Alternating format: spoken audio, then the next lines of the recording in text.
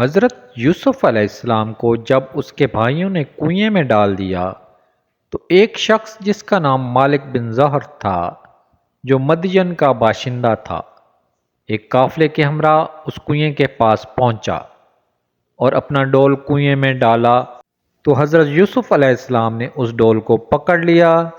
اور مالک بن زہر نے آپ کو کنویں میں سے نکال لیا۔ تو آپ کے بھائیوں نے اسے کہا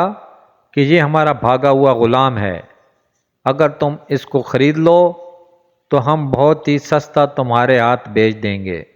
چنانچہ ان کے بھائیوں نے صرف 20 درہم میں حضرت یوسف علیہ السلام کو بیچ دیا، مگر شرط یہ لگا دی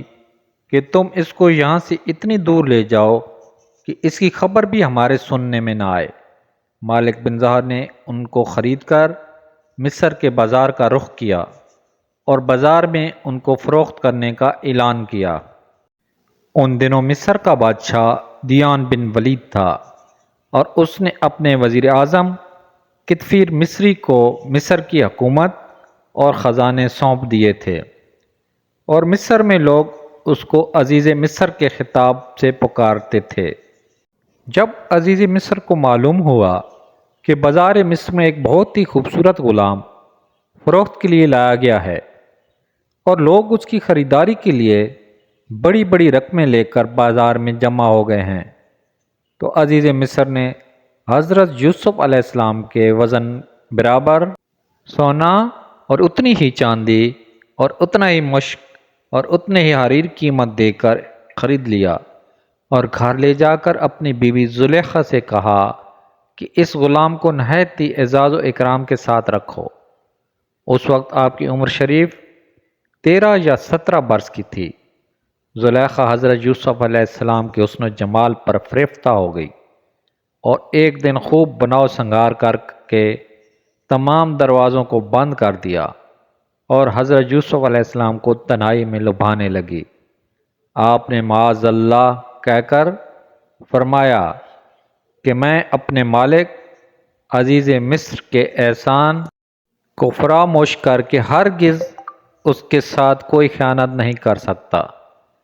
پھر جب خود زلیخا آپ کی طرف لپکی تو آپ بھاگ نکلے،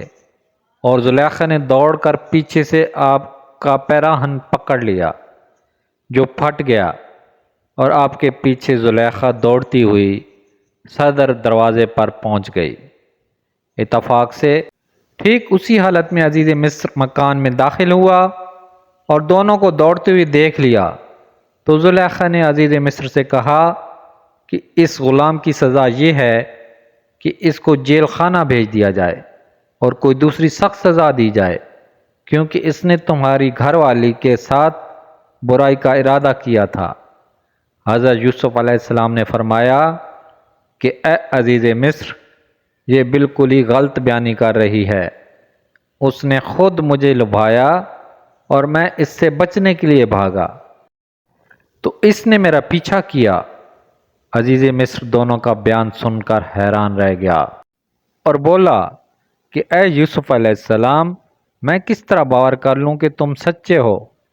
تو آپ علیہ السلام نے فرمایا کہ گھر میں 4 مہینے کا ایک بچہ پالنے میں لیٹا ہوا ہے جو زلیخا کے ماموں کا لڑکا ہے،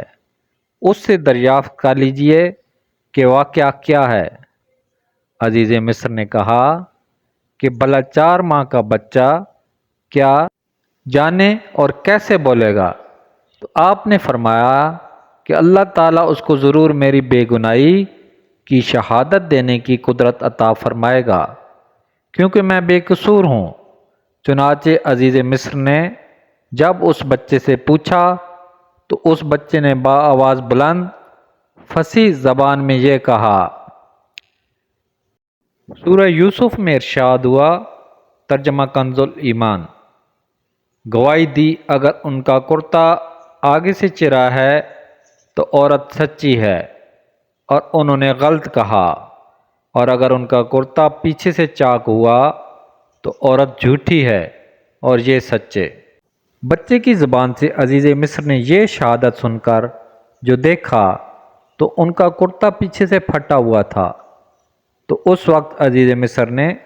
حضرت یوسف علیہ السلام کی بے گناہی کا اعلان کرتے ہوئے یہ کہا۔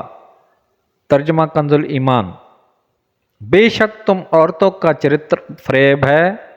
بے شک تمہارا چرتر فریب بڑا ہے، اے یوسف تم اس کا خیال نہ کرو، اور اے عورت تو اپنے گناہ کی معافی مانگ، بے شک تو خطا داروں میں ہے۔